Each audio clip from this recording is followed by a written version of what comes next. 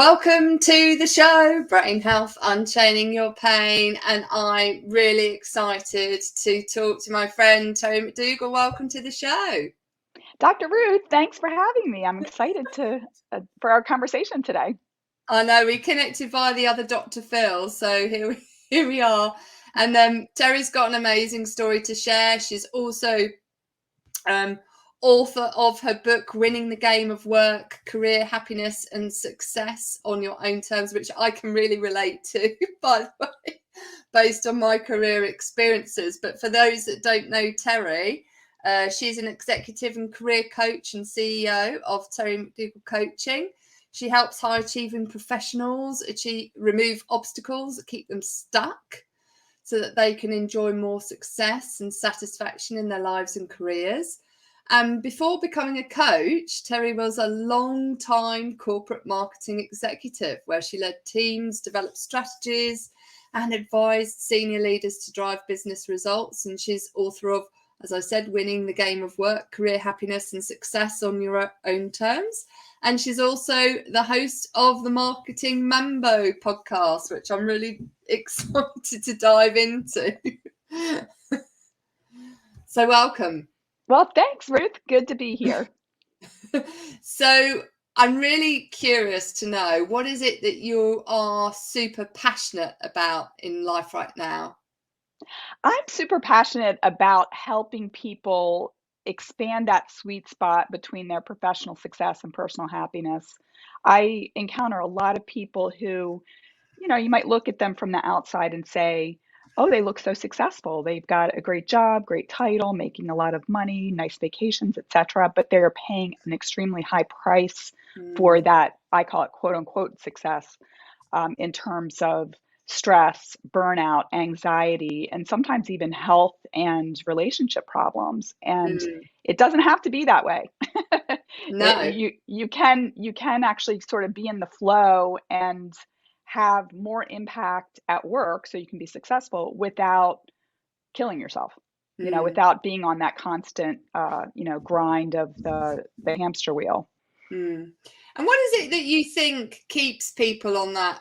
And I know we're going to explore this more and go into your story, but what is it that keeps people on that hamster wheel, do you think, from your personal experience of the clients that you've been serving? Well, it's always their beliefs about what it will take to be successful. And for many high achievers, which I would say the vast majority of people I work with are high achievers, they have a track record of high educational attainment, success at work, etc. For many high achievers, they've really focused on external validation, meaning that they've tuned into what other people expect of them. And there's nothing wrong with that. I mean, obviously, when we're at work, we have to understand what our bosses expect, etc. But often they've been so hyper focused on what's the goal that somebody else has for me, that they lose touch with their own inner wisdom, and very often lose touch with what they even want on a conscious level. Now, subconsciously, they know what they want, and that's often what leads to the stress, to the burnout, to the anxiety, because they're almost having like a internal tug of war between this, intellectual manager that's telling them things like, you have to work 12 hours a day, or you've got to do this or that, and refuses to sort of step back and prioritize, and that inner part of themselves that, maybe the inner child part that's like, hey, I just want to have some fun. Right? I mean, I kind of look at it like, what's success if you really don't have the time and energy to enjoy it? Do you know, I really resonate with that, because I think a lot of people, certainly in high achievers, can also use work to avoid having the internal dialogue because it's too difficult or too painful, or they use it as an escape mechanism for the problems they're experiencing in the other parts of their lives, like their relationships could be failing, and so they plow their energy into work because that's successful. So they don't want to be seen as failing, And so their solution is to keep demonstrating success in the workplace, when in actual fact, that's often what can be at the root cause of the failure Yeah, that absolutely. they're having from a relationship level. Yeah, absolutely. And I think for a lot of people who are, more intellectualizers, a lot of times it's not easy to access that emotional side. And, and I'll speak for myself. I mean, I had quite a bit of trauma growing up, moving around a lot. My parents divorced when I was young. And sometimes we have unprocessed emotion, and we want to avoid it. And like you said, Yeah. that if you can focus on, well, I'm achieving, I'm, going to grad school, or I'm moving up the corporate ladder, we can sort of justify not paying attention to that emotional side of things, but it does not go away. No. It's there, and it actually takes a lot of energy ultimately to avoid dealing with um, emotional pain, with emotional trauma. And nobody likes to go there, but it doesn't go away if you ignore it. And actually it gets worse because you amplify it, because Hmm. what happens is because you're avoiding it, it's like a boiling pot. So it keeps bubbling away inside Yes. to the point where actually, your pressure pot, the steamer, has to let Yeah. out the steam. Right. And if you take the analogy of a steamer, sometimes the lid comes off and it Right. explodes Makes a mess. in a way Yeah. that's It's dangerous. uncontrollable. Yeah. Yeah. Absolutely. Um, yeah. And it takes a lot of energy to keep the lid on as well. Yeah. And any energy that we're spending on staying in survival mode, like avoiding or fighting or judging or feeling frustrated or angry or sad, th- that energy cannot be used for more productive activity. Mm. So a lot of times in coaching, it's funny because I'm not a therapist, I'm an executive coach, but I'm trained as a Hmm. coach. Um, and sometimes people will jokingly say, "Oh, I told my wife I'm talking to my work therapist today," because sometimes we end up talking about things that aren't about the project or about the boss or about that coworker. It really goes back to, you know, what's your belief around wanting to avoid what might be a difficult conversation? Because Mm. a lot of times it goes back to, oh, well, my dad was a yeller, or, my mother had extremely high expectations for me and I couldn't do anything, more than be perfect, or Mm. I'd hear about it. Mm. And, if we don't really pull those things that are deep in our subconscious up to the conscious level and process it, to start to, maybe replace those beliefs with something else, we will just unconsciously continue to play by that script. It's Mm. almost like if your operating system on your computer has a glitch in it, It keeps whatever. having the glitch until you pay attention Yes, to until you go in and you patch it, you like do the update on the operating system. Because otherwise, whatever you try to run on top of it, like maybe your operating system has the glitch, but you're trying to run Microsoft Word on top, and every time that you go to save, it it falls over. right, it shuts down your computer. It's because you haven't really fixed the underlying issue. And, in work, that might be like you're telling yourself, like, oh, I have to please everyone around me. I can never say no to anyone. I've seen this very frequently, where people are very accomplished, but when it comes to dealing with authorities within the business, to their boss or their boss's boss, that sometimes they shrink and they almost become a little bit childlike. So they don't show everything that they're capable of doing. Yeah. And that sometimes can come from maybe having a parent who is distant or judgmental. And so they sort of unconsciously project that onto authority figures around them. And so they don't really show up the way that they truly are, or what they're, Hmm. they don't show up the way that they're capable of operating in front of these authority Mm. figures. And sometimes people can find that they attract those people Absolutely. subconsciously because they're exhibiting a behavior where, Hmm. that kind of relationship, Hmm. is is formed, and without, like you say, taking the time to go into your operating system, Mm-hmm. understanding the software that's running in the background, Yeah, that's making you absolutely. exhibit these, behaviors that isn't really you, or not the behaviors you want to be exhibiting, Mm-hmm. you are always going to be attracting these problems, or not always, but there is a risk that you could Mm-hmm. be attracting these problems. But I know it gets worse than that as well, because often people who are having these unconscious thoughts that are running in the background, they end up sabotaging as well their actual hardware, Mm-hmm. which is how their brain functions through the actions that they do. So they're adding a Mm-hmm. layer of dysfunction on their computer hardware, i.e. their brain Mm-hmm. hardware, and that becomes even less efficient because it can't Yeah, function properly from a hardware perspective, sure. on top of the software issues that they have. And a classic example is the self-sabotage with inappropriate food and drink, Yep. Yep. that or drugs and alcohol, as the other, smoking and Sure. things, that sabotages your hardware in your brain, Mm-hmm. and then Mm-hmm. you layer on top the software issues as well. I'd love to dive into your story, but before we do, what is optimal brain health mean for you personally in the context of your story? Well, it means maintaining appropriate energy to do the things that are important to me in my life. I've Mm, had times, earlier in my life where I really did sort of, sink into a funk, maybe would feel overly anxious or overly, I wouldn't say depressed, but down, like have, mm, kind of heavy moods.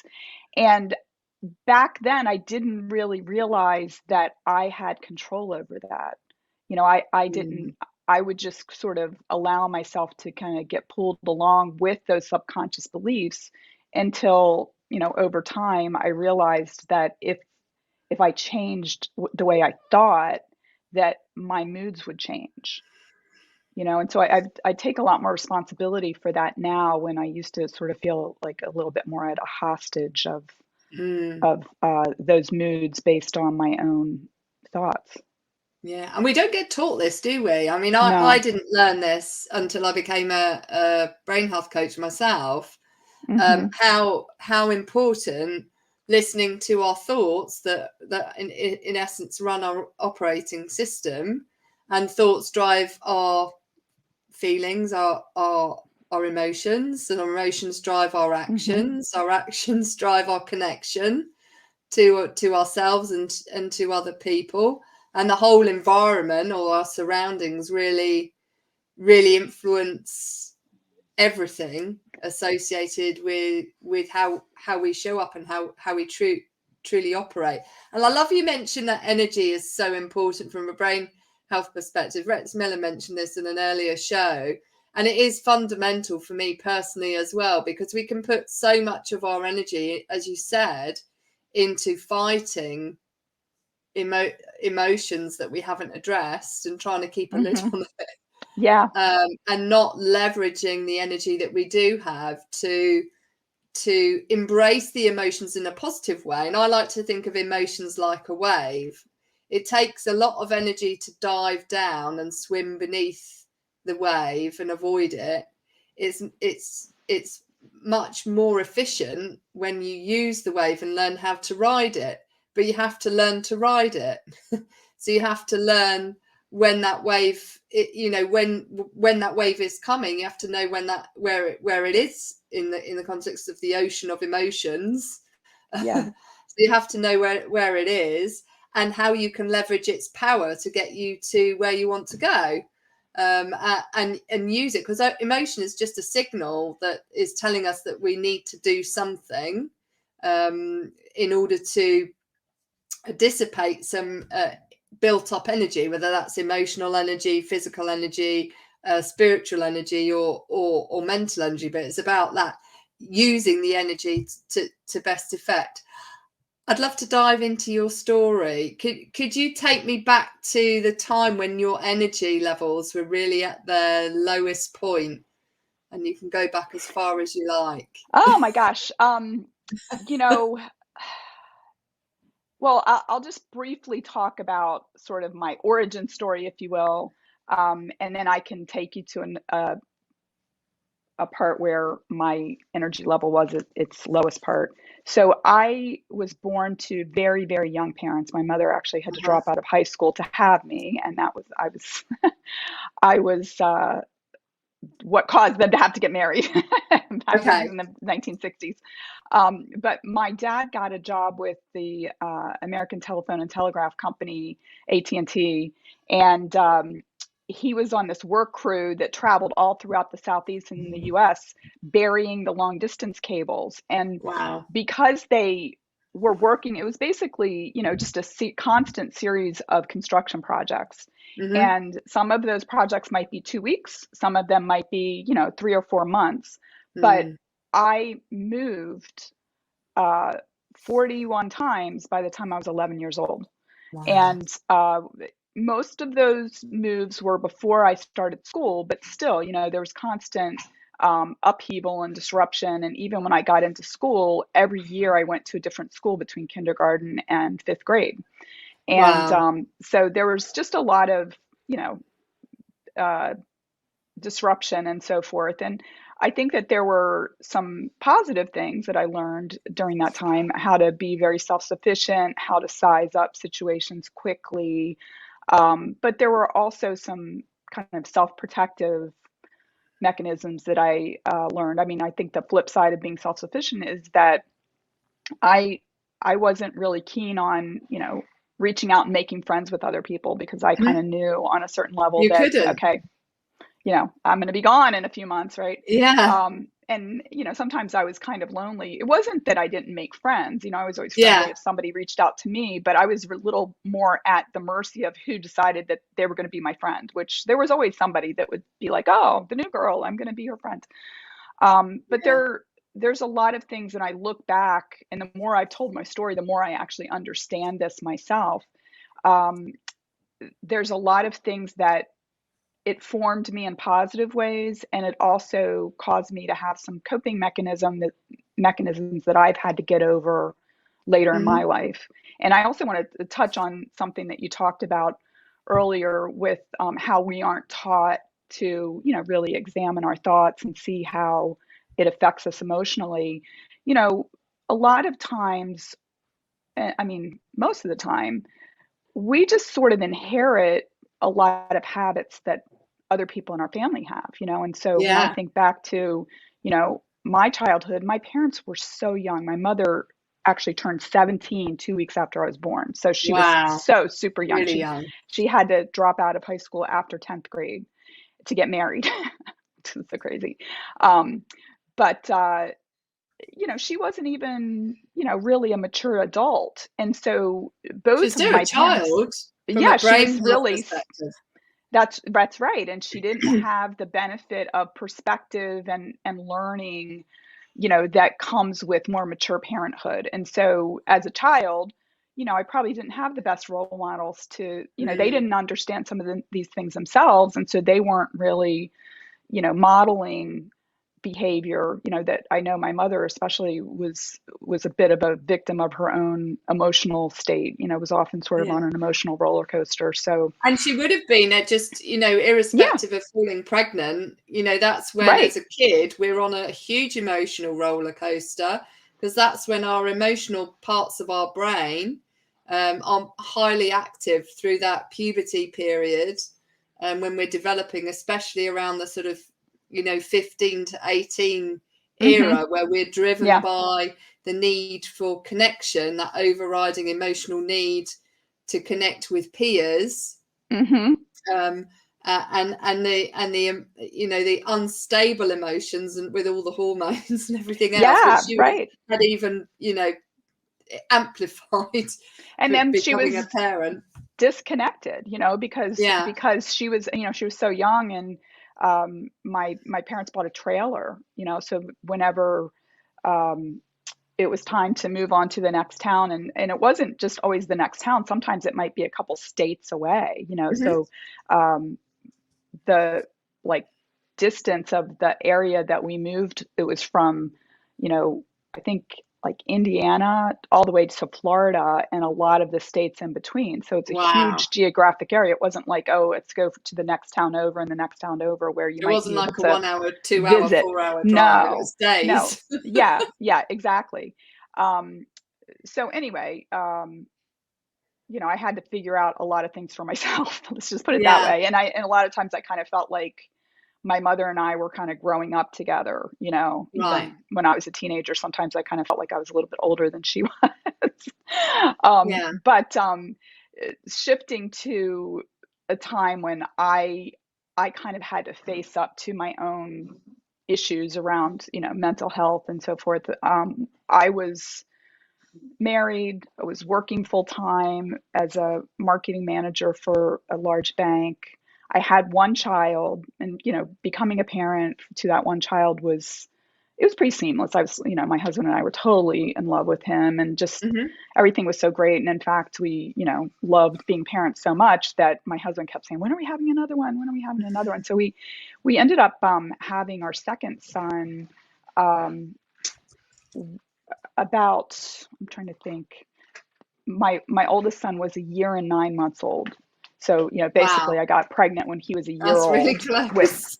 yeah, it is. And, I think that, I was a little bit naive because I was like, oh, my child is an angel. And look at, he's like such a good boy. And of course, by the time my second was born, my oldest was like close to the terrible twos, right? And it's Yeah. it's all natural, right? But he wasn't like that docile, he was still a sweet boy, but he wasn't docile. He was going running around doing crazy things, and so I can remember being home for maternity leave, and I think I had a little bit of postpartum depression, number Uh-huh. one. And I did take like 3 months off for a maternity leave, but having a very active toddler and having my second son, who actually was, he was kind of colicky. He was very Hmm. hard to comfort. He cried a lot. He didn't go to sleep, and so he was a little bit more difficult to parent than my first one had been. So like dealing with, you know, trying to keep my 2-year old from doing crazy things while I was trying to nurse my baby, I was exhausted, and Mm. I have always been pretty. I mean, I've learned to soften this a bit, but always had very, very high expectations for myself. So, when I was looking around my house and my house wasn't clean and the laundry was piling up while my husband was at work, I like my internal dialogue was just very, very harsh and negative, like a lot of shoulds, like, oh, you should be able to do all of this and you should be able to keep up the laundry. And my husband was actually very supportive. He'd just be like, Mm. look, your job is to keep the kids alive, you know? But I just really was, mentally grinding on myself by telling myself like I had to be perfect in every way. And I got to a point where I just was so angry and I really was starting to kind of like dip into depression. I finally got some help, from a Mm. therapist, and I kind of woke up to the fact that if I didn't learn how to bend, that I was going to break, Yeah, and that's so a I great did. analogy. Yeah, because I really was so rigid in my beliefs about what I quote unquote should be doing. Mm. And, And was you that know, internal beliefs that you had manifested yourself, or was it in beliefs that had been kind of imposed on you by the outside world and, in society's expectations? Because as parents, especially, in the sort of 60s and 70s, and in early 80s, I know it's not quite the same now, but in the past it was, you were expected as a mother to be able to do absolutely everything: clean the house, mhm, wash the mhm, washing, put your makeup on, look beautiful, have your kids all dressed in their best, before. And I know that this is a very kind of sexist description, but this is what the reality was, wasn't it? mhm. And then be able to show up your best for your husband when they came home, whenever that would be, and have the dinner on. Yeah, yeah. And Um, I don't know if it. I think it was really more my own, my own pressure that I was putting on myself. Now, my mother was she's pretty much a perfectionist. And so I suppose I was taking cues from that. Uh-huh. But I always had been able to keep all the plates spinning before All this. spinning, yeah. I went to, you know, elite college, and then I got an MBA, and I, was always moving up in my career. And then I had this, first child, and he just fit right into the family. I was able to, again, keep all the plates spinning. But it was with the addition of a second child that, and it's not his fault it's just the reality of a growing family, It's reality and of becoming a super mum, because yeah, any person that has more than one child, it's hard enough having one child. and When also you it's add one thing. another on top, it's so much more Well, complex.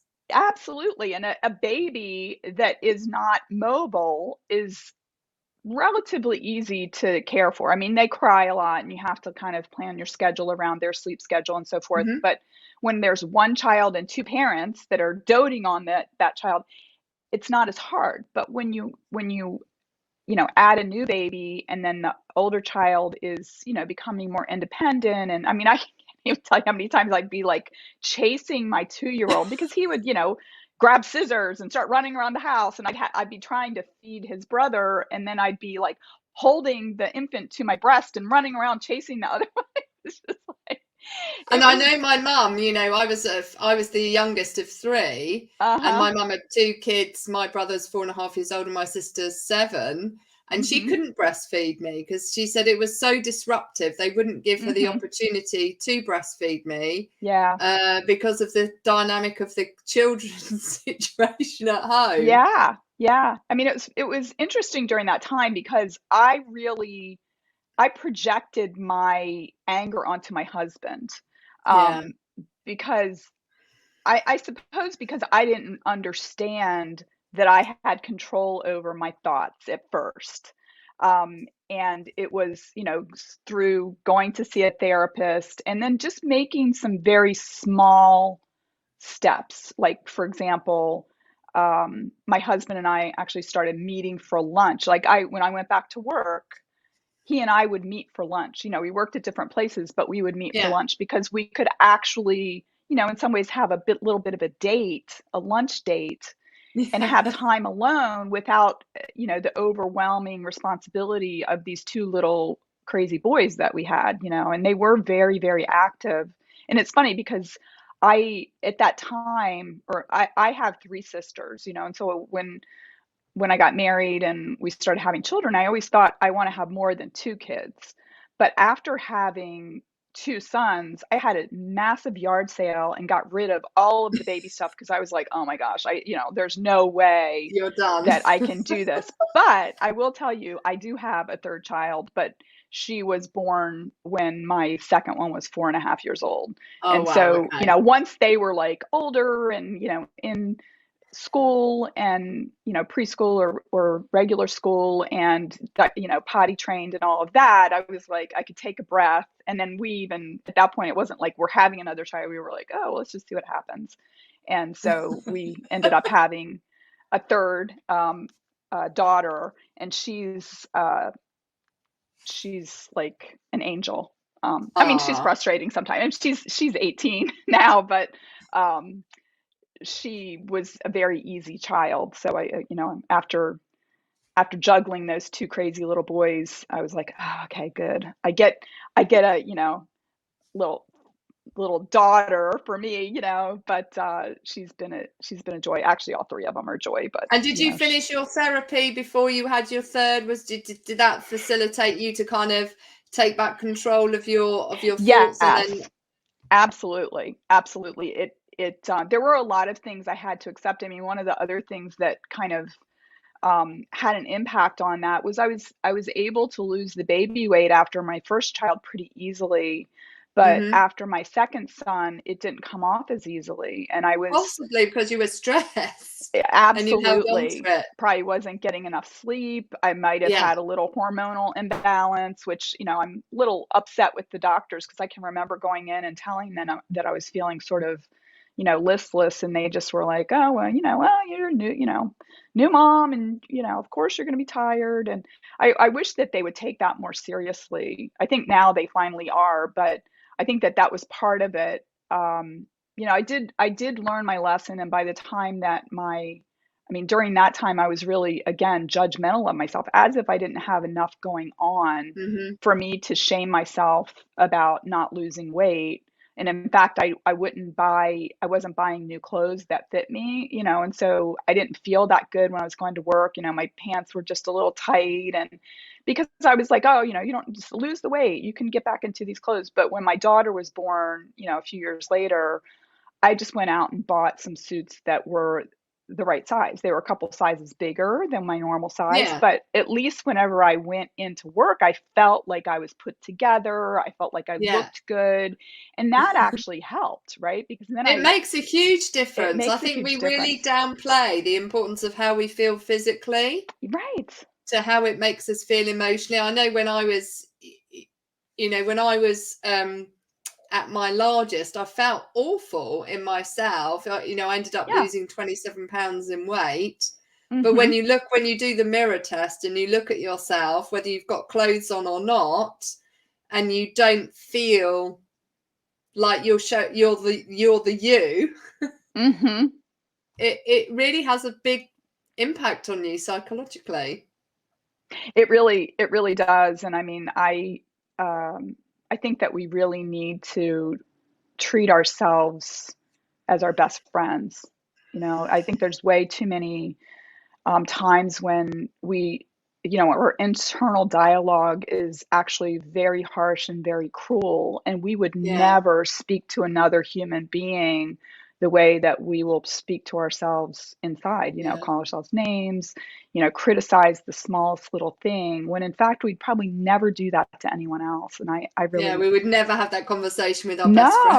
no, no, not like, oh, that was an idiot move, or, you're fat, and you're, whatever. Like, these were things that I thought back then, oh, you should be able to do this and that. And, you're not worthy if you're not keeping your house clean, or, like, your house looks like a sty because you have laundry everywhere. Come on. Yeah, That's, and I we had compare enough going ourselves on. in yeah, and we compare ourselves in so many different ways, don't we? We compare ourselves physically, in terms of how we Mhm. look. We compare ourselves emotionally in terms of how we're feeling and the feelings that we're having. And if we're having emotional wobbles, we say you need to pull yourself together. You shouldn't be feeling Mhm. like this. We Right. compare ourselves mentally. If we've got brain fog, it's like, Yeah. we compare how we can perform mentally, and then we compare ourselves spiritually as to whether we are showing up and doing what we think we ought to be able to doing, and being the best version Yeah. of ourselves in the role that we place ourselves in, Yeah. like being a parent or being a mother and new mum. you Mhm. feel you feel you have to be a super mum, and have Yeah. everything all dialed in, and the reality is that's just not the case. Right. I absolutely, I completely agree with that. And when I think back, I don't think I gave myself enough credit for the miracle that I had performed in giving birth to two healthy children. Um, Yeah, that's miraculous, and my body did that.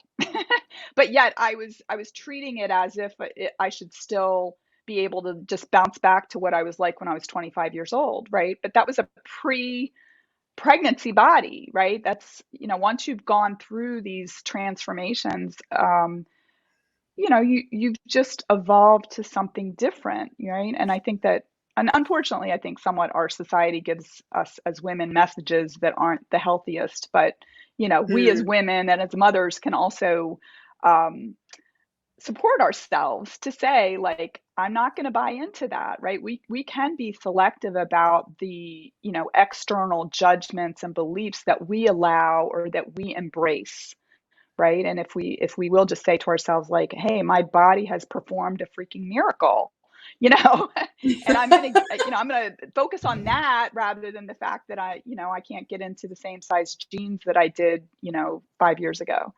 yeah, I love that. And I know you mentioned you went on therapy. Now, I'd love to touch on this a Hmm. little bit, because some people, you know, when we learn about our thoughts and about taking back control of our thoughts and knowing what the automatic negative thoughts are, and we can have up to 90,000 thoughts in a single day, and many of them are not very positive, and not an awful lot of them we don't need to say out loud.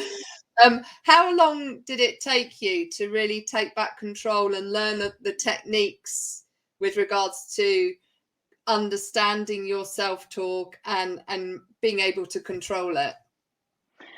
It's hard for me to remember at this point, but, I think I was probably going to that therapist for about a year. And it was just very helpful to have, in some ways, like, a backstop, somebody to help me put things in the proper perspective. So if I was saying things out loud that I was thinking, that she could kind of mirror it back to me, and then I could understand, because I say this all the time, that you can't read the label from inside the bottle. We are walking around, isn't it? It's like so apt, because we're just walking around being who we are. We're not thinking about, like, what do I look like? How am I showing up? And when you work with a therapist or a coach, they're holding a mirror up for you, so that Exactly. you can start to see yourself in context and be like, oh, like just what I said earlier. I was not thinking about the fact that my body had performed this miracle that many people will pay, tens and even hundreds of thousands of dollars if they're having trouble with fertility. They will pay a lot of money to have what I had happen fairly easily. Yeah. And, I need to give myself credit for that, right? I mean, not being critical in any way if somebody has fertility problems, but, we all have things that come easy, and things that are harder. And just to understand it all in the context, not look at the things that are hard and criticize ourselves for it, but like be grateful for the things that come easy, so that you have the energy to address the things that are a little more difficult, And because we all have our issues. yeah, we do. And from a becoming a mum perspective, it takes us 9 months to make a baby. Right. It takes us 9 months to make a baby. That's that's 3/4 of the year. And we don't, it takes us that long to make one. It takes a lifetime to nurture one. But we think that we're going to bounce back in like 2, 3, 4 weeks, and be able to perform everything like this instantly, with all of our hormonal levels, crashing back down into a new norm. And then sleep our brain, deprivation. Exactly. And our brain changes. So talking about, sleep deprivation, women who have babies, their brain changes, so they go into a deep sleep much quicker post giving birth, so that they have the ability to recover and perform better with sleep deprivation than men can. That's why it's hard. It's easier generally for women to get up in the night than it is for men, and they feel much groggier, because we've biologically evolved to deal with sleep deprivation. It makes sense. And it's still hard.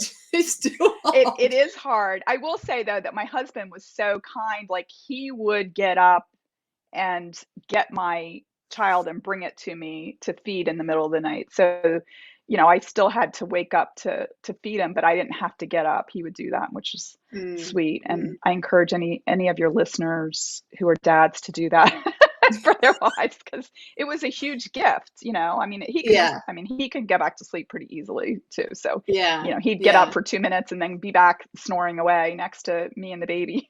Yeah. And it's so important to have that kind of dynamic, isn't it, to help you through those it was very helpful stages.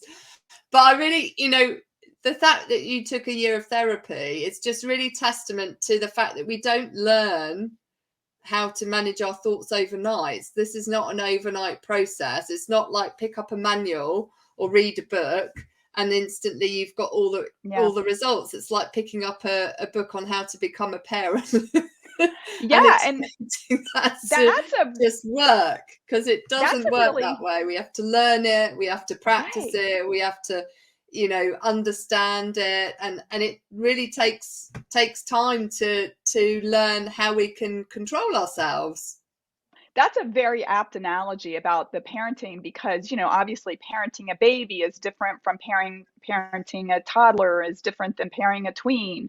And, you know, you have to constantly be showing up to face whatever challenge is in front of you. And, when we were talking about therapy, I mean, I feel like therapy is like peeling an onion.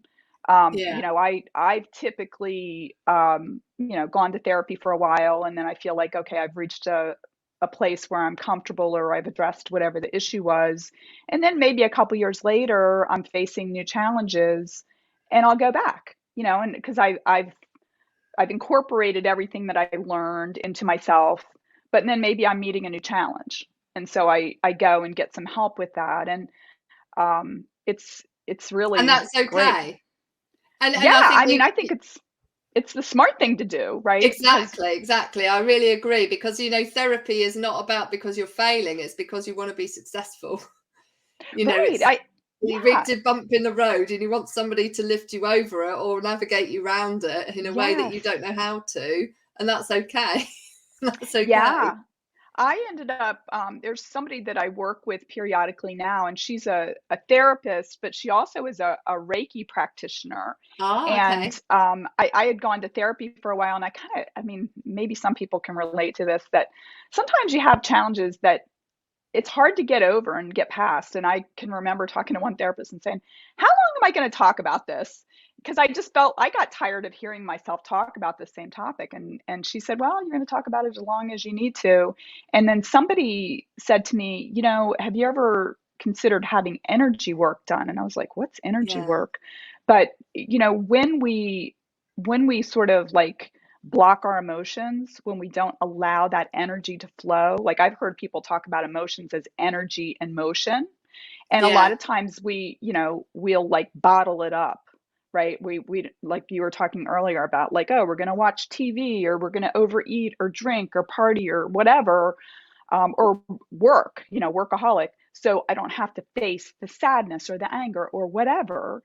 But that energy does not leave your body. And in it fact, doesn't go, it goes into your body it goes actually. into your body. And, the beauty of working with Stephanie is my therapist's name, working with her is that we would do regular therapy. And then she has a massage table in her office, and we'd do an hour of therapy and then 30 minutes of Reiki, where she'd say, well, where do you feel that this energy is stuck in your Yeah, body?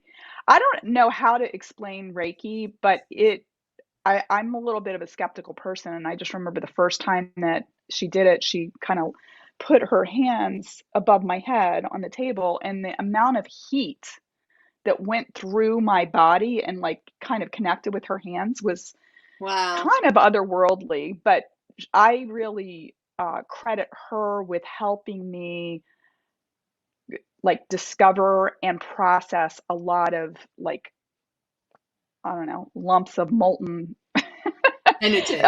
energy, yeah, that were just stuck. And Yeah, when it takes energy to keep the lid on, you know, energy that's or emotion that's not processed, and so yeah, it it really does. keeps you from having more energy to do things that are fun and or just Yeah, even step up and live your life. And it's and it can make you as sick as well, really oh my sick. gosh. Well, even after going through the Reiki, she would say to me like, okay, I want you to go home and take it easy, like maybe take an Epsom salt bath because you basically have had psychic surgery. And I did have some times where, I mean, this might even sound unbelievable, but I had times where I would come home from a session and I would have to stay in bed for the rest of the day because I was just so exhausted Yeah, because my body was like giving up something that it had trapped within it. I mean, I don't even know how to explain it, but you know, people that I've seen, friends that I've known for a long time that I hadn't seen for a while after I'd gone through, working with Stephanie, because I've worked with her for about 5 years now. Um, they'd be like, you just seem happier. And honestly, it's because I was expending a lot of energy on keeping the lid on, Hmm. some of the trauma, some of the, negative beliefs that I had about myself that came from just how I was raised. Mm. And again, I'm not, I mean, I think that my parents just didn't know any better than to just operate the way they operated, right? And so Yeah, I'm and they learning had a really things. difficult time too, didn't they? Given Yeah. their age and Yeah. the And need to even make before money, that, and yeah, even before that, I mean, if you look back over the generations, or I mean, I'll just speak for myself. I look back over the generations. It's like, okay, my grandparents, they came up through the Depression, and mm, both of my maternal grandparents were in the army during World War II. So they lived through difficult times, and that informed how they operated in their lives and mm, how they raised their children. And then that impacts how, my parents raised us. So, mm, it's if we can kind of step back from it and just realize like everybody does the best they can, but it really is up to us to decide how we want to experience life. And, mm, we do mm, have, it's not easy, but we can have more control over how we experience life if we're willing to take responsibility for the beliefs. And, sometimes I think it can be a real eye opener for people to step away from their patterns, right? Like I've worked with people who, any feedback that they get from a coworker, from a boss, they take as like, bitter criticism. puts them in a Be, flat spin. yeah, yeah, exactly. When, it's actually their choice about how they take that, and Mm, I wrote about this in my book, that it's very interesting to start to realize that, it's your perception is your reality. And, people will say, no, no, this is exactly how it is. That person's being critical. They don't like me, whatever. These are things that you're telling yourself, because we never know what other people think of us. But, if we think that that person thinks that, that's really what's causing us pain. It's not because we don't know what somebody else thinks, and we can no, exactly, choose. unless we actually ask them. And even if we ask them, they might not tell you the truth. They might not even No. have access to the truth. But I like to use the example, and I've thought about this with my husband and I. He's a pretty easygoing kind of person, and we've definitely been in places like we've been in the store or a restaurant or something, and something happens in front of us, and I might be like, oh my gosh, can you see, that's horrible. Did you see what just happened? And he'll be like, what's the big deal? And it's really just because we have different belief systems, right? We have different Yeah, beliefs about what quote unquote should happen. yeah, But if our reactions to things are causing us pain, we can step back and say, what's the belief that's causing me to have this reaction? And if we can pull that to the surface, we can ask ourselves, how's this serving me? Is this serving me yeah, well? And if it's not, what can I choose to replace it with? yeah. I'd love to You know? dive into that in the context of the 5 pillars of brain health, but just from a Yeah, little bit of a fun facts perspective. yeah. So the 5 pillars is feelings, our actions, our connections, our thoughts, and our surroundings. So facts. Hmm. So we say, let's look at the facts.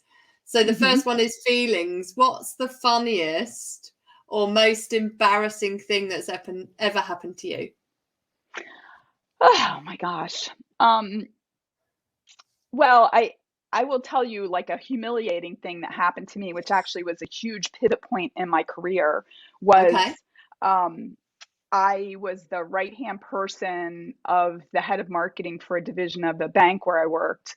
And, I worked very, very closely with him. I like wrote most of the communications for the department. I was sort of his, conversation partner to developing strategy and so forth. But he was the face of the department. He left the company, and I said to myself, I'd worked there for 8 or 9 years, and I thought, you know what? I think I'm ready to step up into that role. So I applied for the job, um, went through the first round of interviews with HR fine, Mhm. but the second round of interviews were in a different city with a panel of other marketers. And I mean, there were hundreds of marketers in the greater department. It's a very huge company. And I knew these people, but I didn't know them on a day-to-day basis. I knew them like, oh, when we have the big like marketing offsites, I'd see them. But I didn't do anything to prepare. I just thought, oh, they know me and they like me. So you didn't And I went, connect with them and learn about them or anything like I, that? yeah, and I also didn't really. I hadn't interviewed in like 9 years, and so I didn't do anything to prepare. And I went Mhm. in feeling like I was the heir apparent, and I totally bombed in the interview. And I felt Oh, so humiliated. Um, and I was eliminated from the process. But I came back and I said to myself, I don't ever want to feel like that again. So what do I need to do? And so I actually hired an executive coach, and this was back in the early 2000s. And I remember like sort of scratching my head and being like, I mean, coaching wasn't as big of a thing back then, but saying to myself, I think there's something called like a career coach or an executive coach. I wonder if I can find one. It was even before Google. So I was like going on Yahoo and I found yeah. somebody that I worked with. Um, and weirdly enough, they offered the job to somebody and she turned it down, and they uh, started the process all over again. And after having worked with the coach for a few months, I reapplied for the job. I was a finalist. It was me and an external candidate. And I'm a two-time loser because I did not get the job offer. But as fate would have it, the day I found out that the other candidate accepted the job, I came back from lunch and there was a call on my phone, a voicemail from a recruiter. And within like 3 or 4 months, I had two job offers. I was actively interviewing for a third, and I ended up taking one of the jobs that moved me here to Chicago. And Wow. it was I think it was a better job than the one I didn't get. So sometimes Yay! Everything if you happens for a reason. yeah, exactly. And I think, just being willing to keep moving forward and not kind of get stuck in saying, well, okay, like I really easily could have, after not advancing after that first round of interviews, I could have said, oh, well, I guess I'm just stuck at this level. I'll never, but I was like, no, I don't want to believe that. I want to believe that I have more to offer, but I just have some things I need to work on. And just Yeah. me doing that work, it didn't happen there. But believe me, where I live now, it's Yeah. much better. I live like outside of Chicago, and this was, I lived in North Carolina at the time, which, I lived in a lovely community, but there's just so much more going on here. And Yeah. Yeah.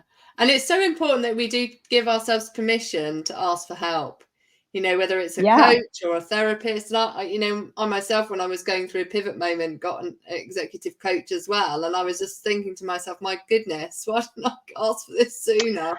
I could have done yeah. this ages ago. And, I was really, propelled myself so much faster, yes, yes. but I I was didn't. really, I was hung up on the money, like and it's so Yeah. funny because like what I was paying in this, smaller North Carolina city is just really a fraction of what I charge now. But, you can sometimes like look at the price tag and say, oh my gosh, that's a lot. But the return on the investment is what, and I mean, the return on the investment that I made is like, thousands of percent above what I invested. But I Yeah. had to believe in myself enough to say, I'm worthy of this investment. And And this comes back to a really important point there is I'm worthy of that yes, worth. So it's yes, valuing your own worth. It's not about the money, it's about how you yeah, value yourself from a worth perspective. And yes. you tag that money value onto yourself and it's like I'm not worth investing in that It goes, amount of money. Yeah, it goes back to something that I mentioned earlier that, for high achievers, a lot of times they're looking for that validation from other people, Mm, and so I could have easily in that situation. I mean, listen, I bumbled along in that, I was driven and I didn't want to just sit there and feel like a loser because, I was rejected for a job that I was kind of the heir apparent for. But I take responsibility for the fact that I did not mentally promote myself to that level and show up like the leader that they were looking to hire. But by working with somebody, I was able to do that. But we have to at some point, shift that judgment or that validation responsibility to ourselves. Like it didn't feel good that other people weren't validating me, but I was holding on to my own belief that I was worthy of continuing to move up in my career, and believing that I was smart enough and capable enough of doing that next level job. And so, if you can hold on to that, and then the focus becomes, okay, well, how do I build that bridge to the other side? Or how do I make the impression on others that I'm capable of doing this? Because it's not a matter of whether other people think you are worthy. It's really a matter of you demonstrating that you can bring the value if they entrust you with that role. It's a little bit of a different challenge than, am I worthy? Yeah, you're worthy. Yes, of course you're worthy, right? And it's up to you what you decide to do with that. Yeah. Yeah, I'd love to dive into into one of the other pillars, which is thoughts, because I know we've talked a lot about this in this show. Is what stupid or crazy thought have you often told yourself in the past that isn't true? Oh my gosh. Well, it's the one that I think most people struggle with, and that is that I'm not good enough. I'm I not think enough. that that's always been what's driven my perfectionism. And I'm definitely a recovering perfectionist. And there's certain things that I'm proud of. I'm proud of being detail oriented. I'm proud of being able to look at situations and discern, like, what could this be. But I think that holding on to perfectionism sometimes keeps me frozen, because I'm afraid, like, oh, if I can't move forward and do this perfectly, it's gonna hurt if I make a mistake, or it's going to, I'm gonna look foolish. Which, it's funny because I have so many friends and colleagues that, if I ever will say to them, I don't feel good enough, they're like, oh my gosh, you don't come off that way. You come off very, very confident.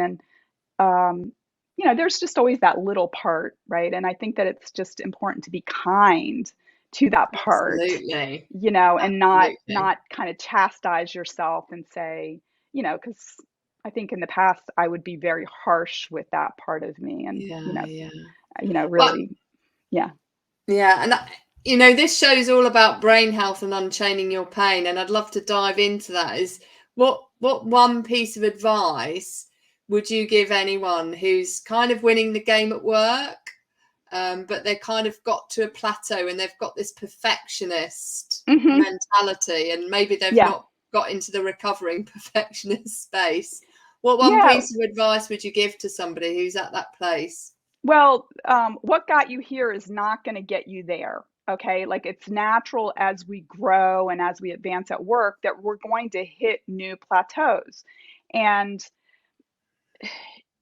it's important to recognize that we all have blinders on in our lives. Mm, And yeah, we kind of have to, because otherwise, like, everything going on around us would just overwhelm us. We wouldn't be able to focus. But we also have to recognize that maybe the part that we're seeing isn't the whole picture, right? And mm, so if you've gotten to a point and you're trying a lot of things and you're not getting the outcomes that you'd like, maybe you're not trying some things that would actually be effective. And you know, this is when it's helpful to get somebody involved to help you, whether it's a therapist, whether it's a mentor, whether it's a coach, because they can help you sort of start to expand those, or pull back the blinders a little bit to start to see, like, oh wow, I didn't realize I had other ways of showing up, or that if I did something different I might get a different outcome. And I just mm. see a lot of people, myself sometimes as well, but I see it a lot with my high achieving clients, is that they'll say, well, this always worked for me in the past. And I'm like, well, you're in a new situation now. And so if you're in a new situation, you may need to show up differently to get different results. And this is particularly relevant as you move up, levels. And, I kind of mentioned that I did not mentally promote myself. I was a very effective worker bee, right? But when you become a department head, it's a different role. You've got to represent, you've got to direct. It's not about how good somebody is as an individual contributor. It's about how can you leverage the talents of people under you. It's a different skill set. And Mm. I've seen it so often where people will be promoted and they keep doing their old job. And in fact, like a It's lot of like having times, your operating system, isn't it? Where you're going to do into a new role, so you need to get a new app or a yeah, new piece of software to deliver that role effectively. yeah, But in order to deliver it effectively, you also have to fix the software issues that you might have, the yeah, bugs in your system that are right? preventing you from running that new software effectively and your existing software Yeah, effectively it's like you're to be not able getting to the deliver. updates. You're not getting the updates, right? Like you've got that you need to get the software, but it only runs on the next level update, but you're trying to run it on the old operating system and it's Exactly. glitching. It's glitching. You know, I've seen a lot of times people, you know, as managers, you know, one of the things that's important as a manager is to start to think about how do I teach the things that I know to the people on my team so that I can elevate myself to what's required at my level and I can delegate the things that used to be my job that aren't anymore. But I've seen it so often where I mean I hear it all the time from my clients like it's just faster for me to do it. And I'm like, no. You know, if you're doing something that somebody else on your team is capable of doing, even if it takes them longer, you are not doing something that only you can do, you know, Yeah. and that means that, you know, you're kind of like dipping down to the level below you to do that level of work rather than staying up at the higher level. And I can understand why people sometimes do that because it's comforting to be a master of something. Oh, I can, you know, do the spreadsheet really Or they're a quickly. perfectionist and they Yeah, can't right. And I accept mean, anything less. I've learned, I mean, and this didn't come, you know, simply or easily, but one of the things that I learned was that when I would be clear about, you know, delegating something and not telling the person on my team how to do it, but what the objective was, that Yeah. a lot of times they would come up with a way better, faster, cooler way of doing something than I did it, right? Just because they're a different person, they've got a different perspective. And you've got to, I mean, people like working for managers that allow them to have that kind of freedom and have Exactly. enough trust and belief in them to deliver at their highest. And they perform better because Yeah, they're not sure. constantly being assessed and being put down because they can't leverage their own internal superpower because Right. it's not exactly the same as the manager and nobody's the same. So we Right. need to Right. leverage the attributes that we all bring together and get the best out of the system. Yes, definitely. And I mean, if, you know, I said that a lot of times leaders will say, oh, it's just faster for me to do it.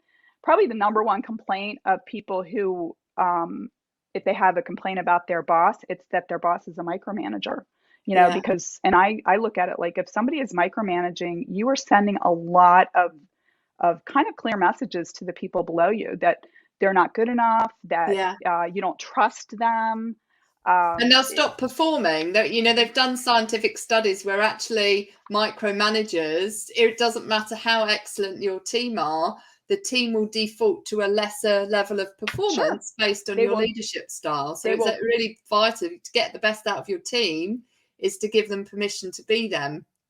yeah, they just comply at the lowest required level. And Yeah. you know, the interesting thing is that a lot of times as the person on the team kind of shrinks back, they're like, okay, you want it done you know, this way. I could do it better, but whatever. Or you want it done this way, this perfect way in your mind.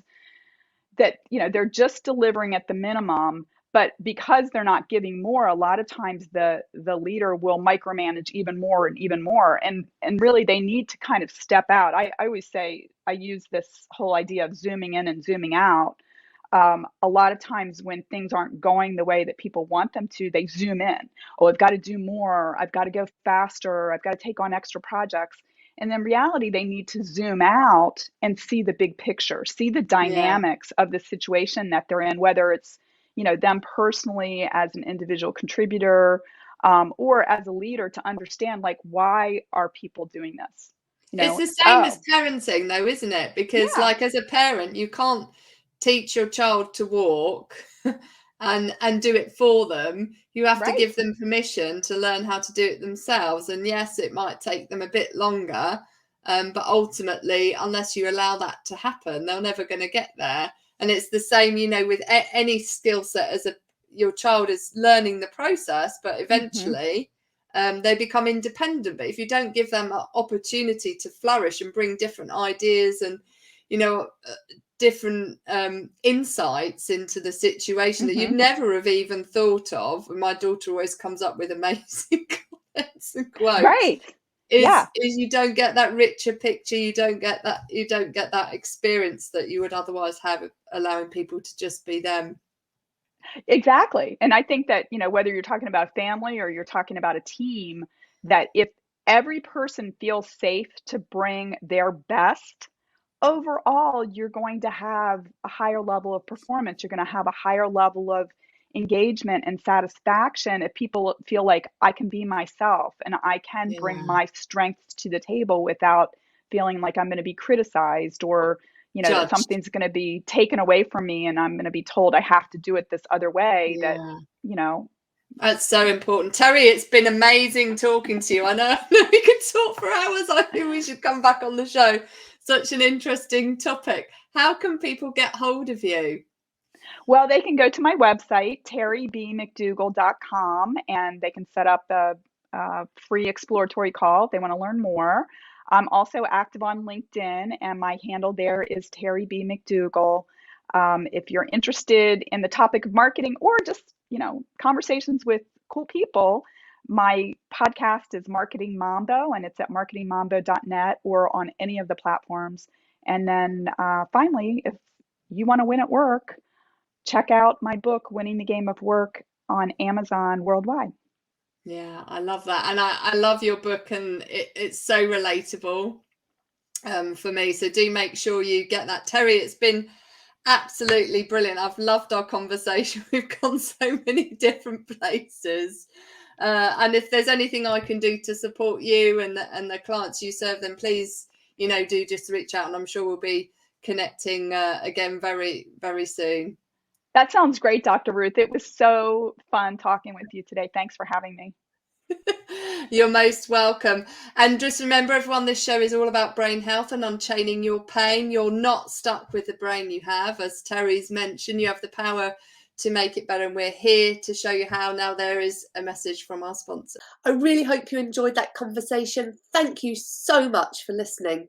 Please be sure to like and share this episode and leave a review on my website or on Apple Podcasts. If you're looking for opportunities to optimize your brain health or unchain your pain from a past trauma, make sure you visit my website www.ruthmaryallen.com and use the code podcast10 at checkout to get 10% off all programs. And always remember, you are not stuck with the brain you have. You have the power to make it better. You have the power to unchain your pain and optimize your brain power and performance so that you can win back energy and time doing what you love.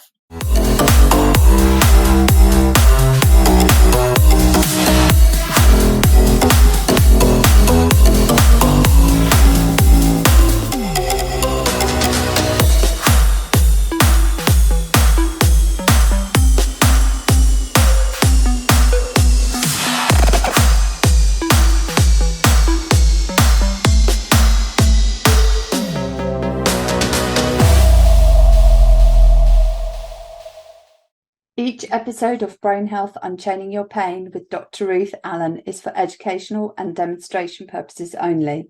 The information shared in each episode should not be interpreted as medical advice. This episode should not be used to self-diagnose or self-treat any health, medical, or physical condition.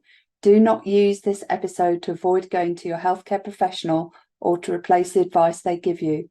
Consult with a trusted healthcare professional before doing anything contained in this episode. If you have any questions or concerns, please contact www.ruthmaryallen.com/connect.